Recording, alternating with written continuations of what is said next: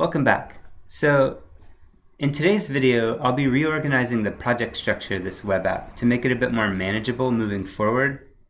With the previous videos, I was more focused on these specific topics and sort of swept the overall structure under the rug.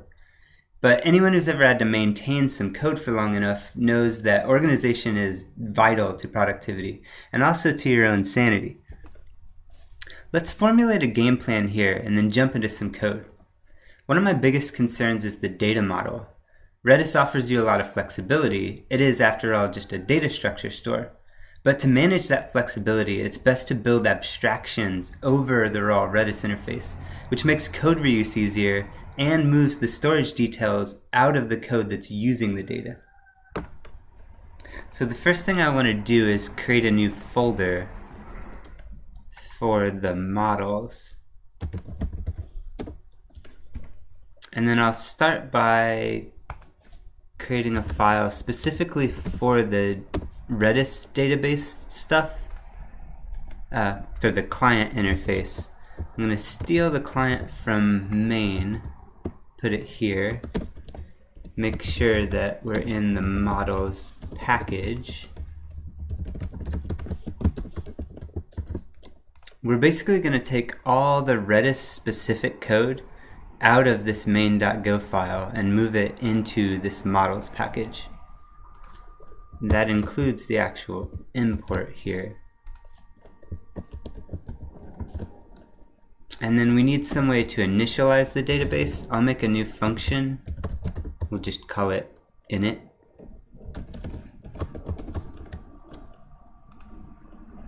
And then the code that we use to create a new client will go in there.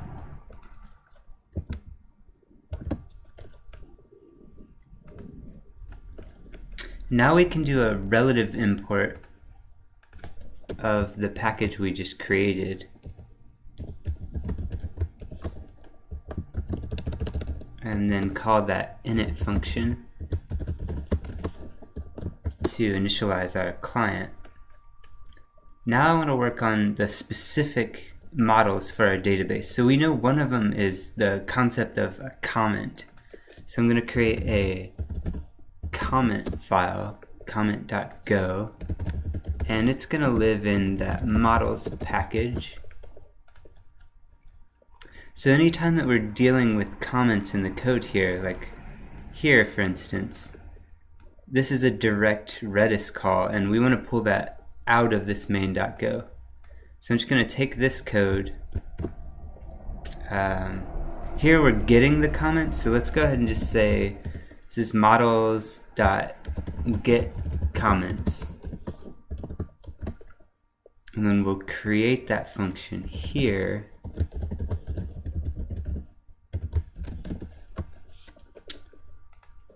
It's going to return two items, the comments, which is an array of strings, and then a possible error object. So array of strings, an error.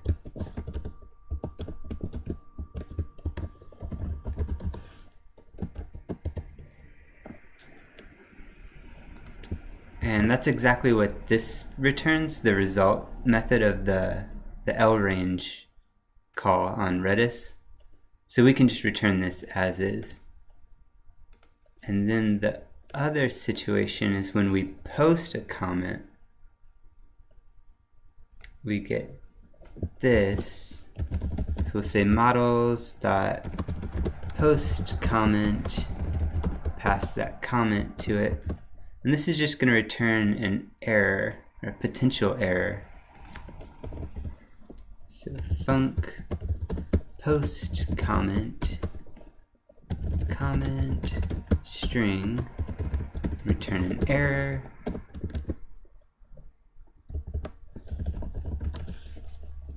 So now I'll just do the same thing that I did with the comments for the user. So we'll go ahead and create a new file, user.go, and let's figure out what we need to put in here.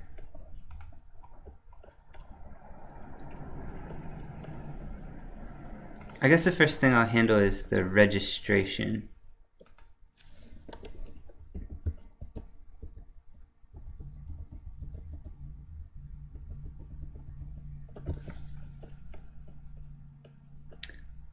So the registration is actually intertwined a bit with our actual response writer, and we don't want that. We're gonna have to pull this out a bit.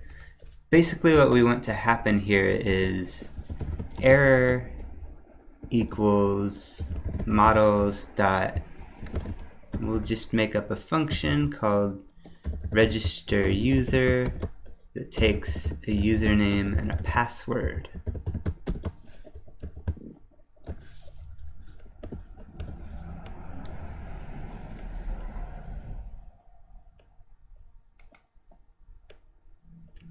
And that's it. We can take all of this code out and implement it into our user model. That should be right. So let's go over here, package, models, func, register user, username, password, both string, returns a potential error, and then I'll paste that code in here. We won't do this bit where it's writing the error out because that's going to be handled in the request handler over here. So instead we'll just return the error if there is an error, so that this won't be no, which will result in writing the internal server error code. And then this last error, we can just return it straight from that because it's either going to be no or an error. But now we've moved bcrypt out of main.go and into this user file, which I think is fine. I don't really want these routes to have anything to do with bcrypt. They shouldn't care what hash function we're using on the back end. So we can go ahead and move that.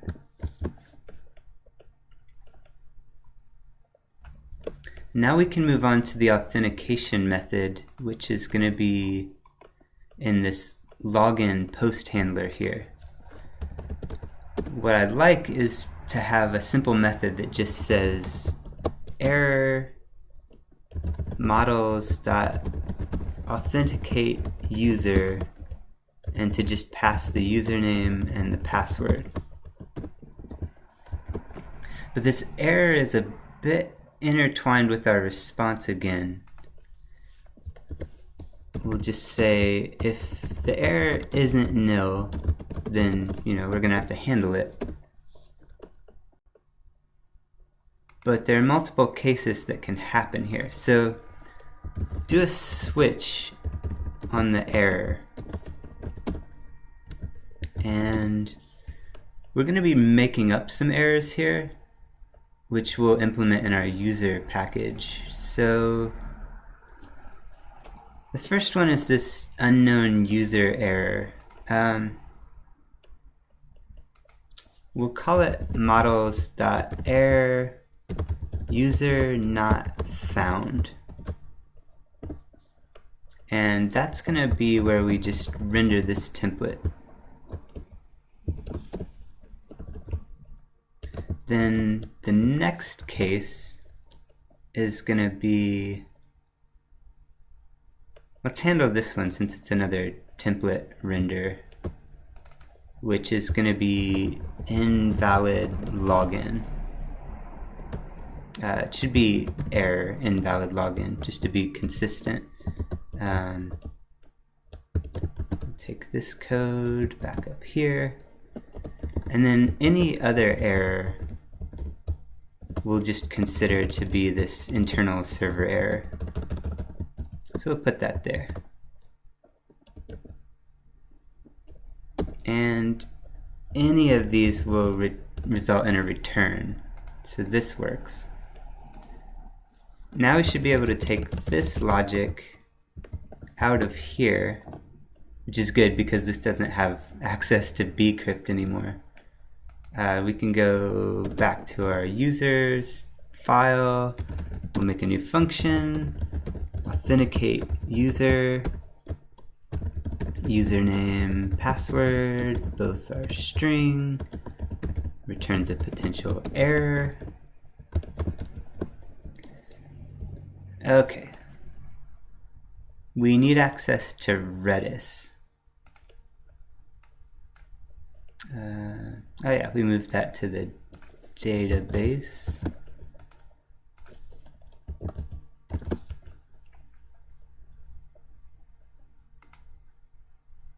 Now I need to define those two custom errors that we just made.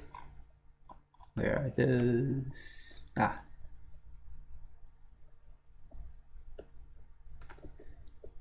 So first import errors, and then var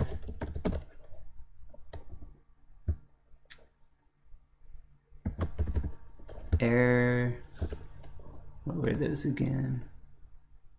User not found and invalid login.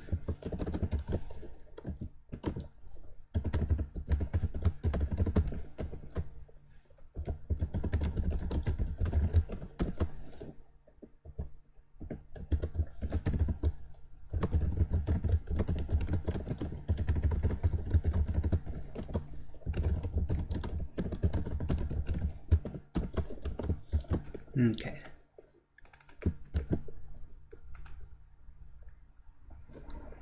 So this is the case where it's user not found.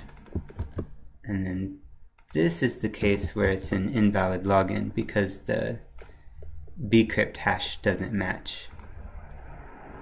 This is the case where it's any other error. So I'll just return the error because this code doesn't care. It just has the default there was some internal server error.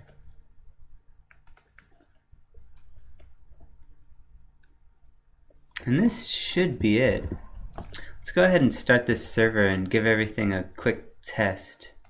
So open up the terminal, go run main.go.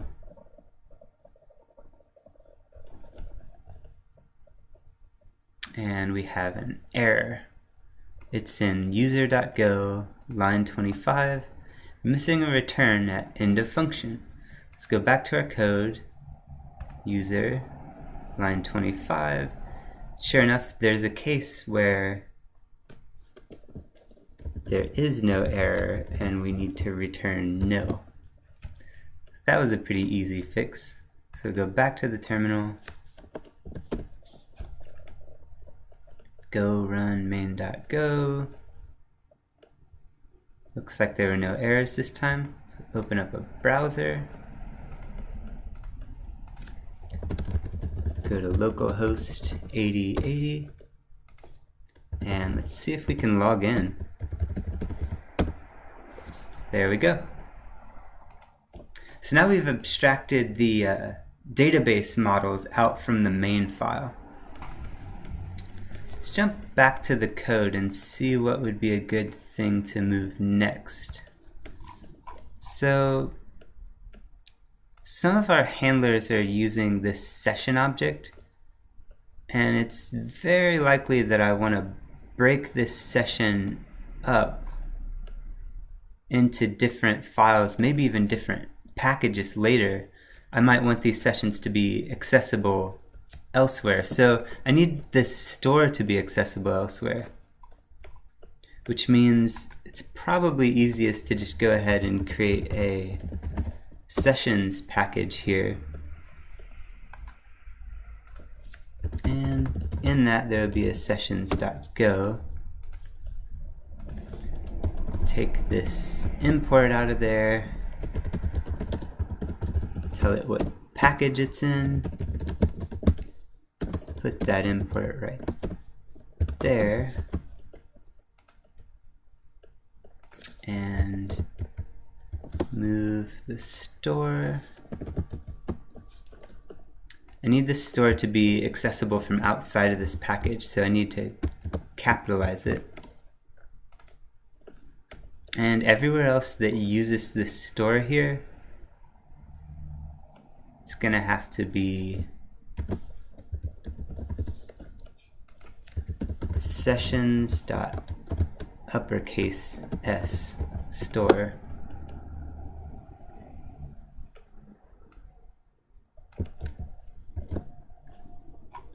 That looks like it.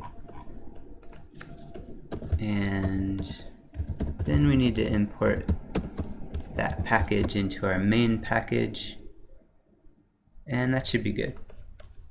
Now we have the same situation with templates, where we need them to be accessible to our different handlers, which might be broken up into different packages later on. So instead of just making a templates package, I'm going to create something a bit more generic. It'll be a utils package for all of our utility functions. I'm going to make a templates.go file in utils, tell it what package it's in. This will be the only thing that actually uses this template import, so we'll move that.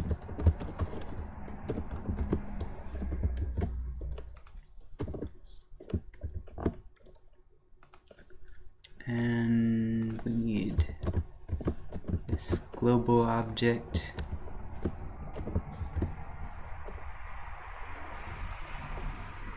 So there's two methods we're going to need.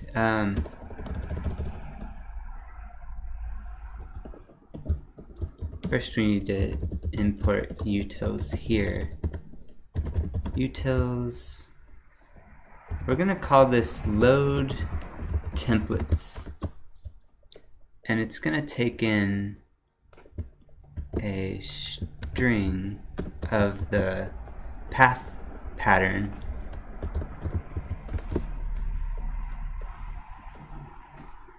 So this is going to do exactly what the line I just took away does. It's going to load the templates. So let's go ahead and implement that. Func load templates. Pattern is a string.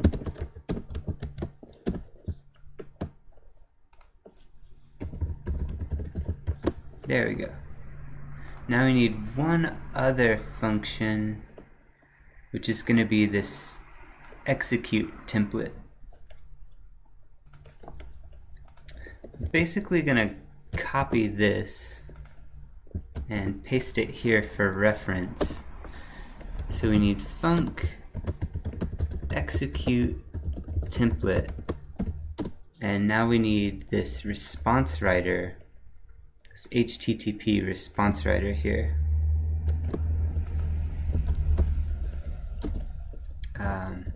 The template name, which is a string, and then some data, which is an empty interface. And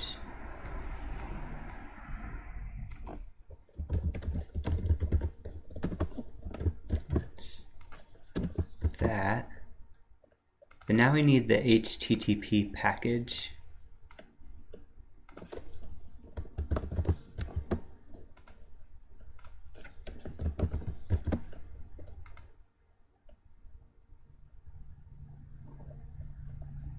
And that looks about right. So if we go back to here, find all these templates.execute template calls, and I'll just replace them with utils.execute template.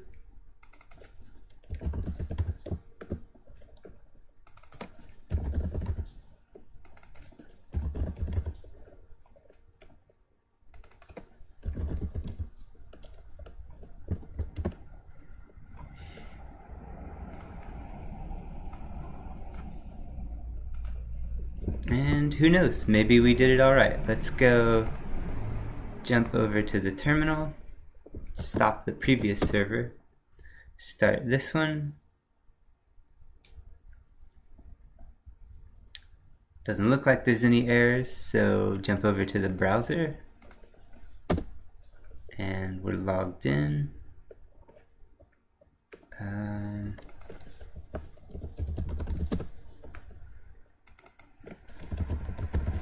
Yeah, works exactly like it did before.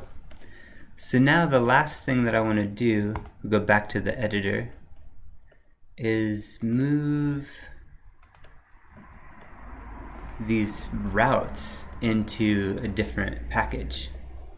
So we're pretty much going to take everything out of main.go in this video. And this is the last major step. So I'll create a new folder. We'll call it routes. And for now, we'll just have one file in it called routes.go. Later, as the routes get more complicated and more features are added, you can break them apart into different files within this package. But for now, this will do just fine. So we tell it what package it's in. We'll definitely be importing some things here. And then we'll need to define a function. We'll go ahead and copy the convention from mux since we're using the mux router anyway, and we'll just say new router. And this function is actually going to return a mux router, or a pointer to a mux router.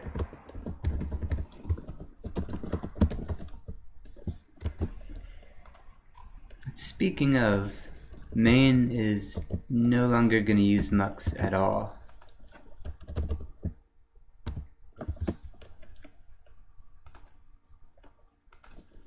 And then I'm going to take all of this out and say that R is our router dot, or routes dot new router. And let's remember to include our routes package.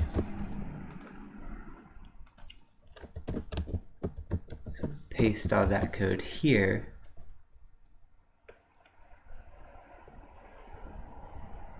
And then we'll want to return that router.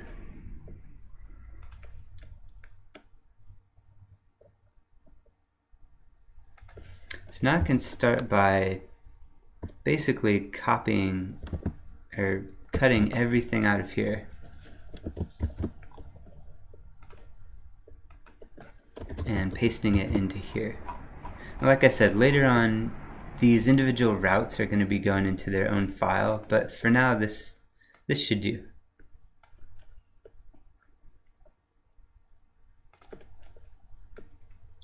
So now we have to figure out what packages each of these needs.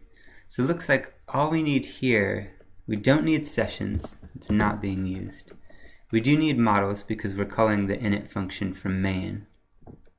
And we need utils because we're calling the load templates function from main.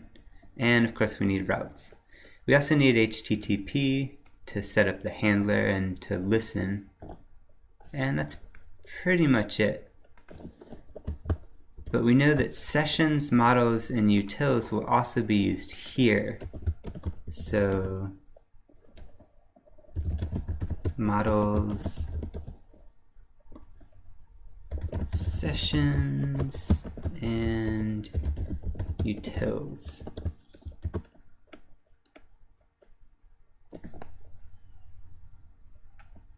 Try and think if I missed anything here.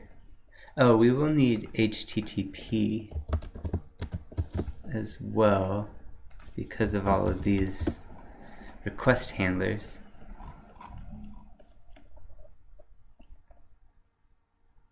And this might work. Let's go ahead and test it. Go back to the terminal, stop the previous one with Control-C, try to start it. Hopefully there's no errors here. And it looks like it's working just fine. So let's go back to the code. There's one last tiny thing that I want to do, and that's to create a folder for middleware.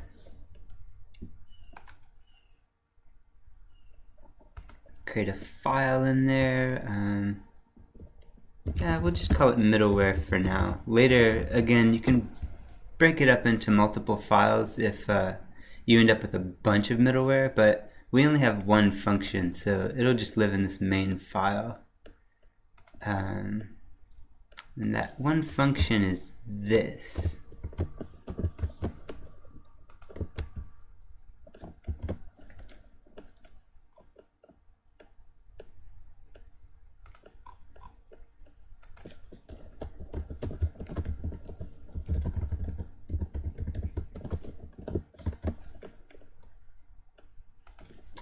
And middleware will also need access to the sessions. First we have to tell it what package it's in, and we do an import.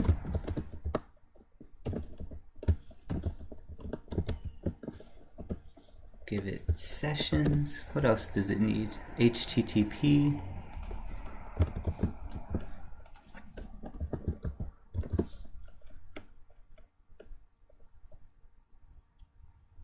Yeah, I think that's it.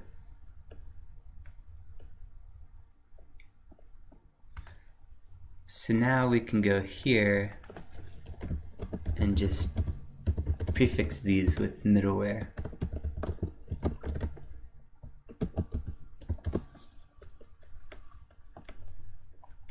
Like I said, having this one function, it seems kind of silly to pull it out. But if we do move these routes into different packages or different files, instead of having to redefine this middleware in each package or come up with something weird to keep it all cohesive, we can just move all of our middleware into one package, and then it'll be accessible from everywhere. As well as it just kind of organizes the logic into, this is where you'll find all the middleware code. This is where we're going to find all of our model, our data model code. This is where all of our routes are defined, and so on. Hopefully you found this video useful. If nothing, it's cleaned up the code a bit so that future videos can focus more on the specific areas of the project.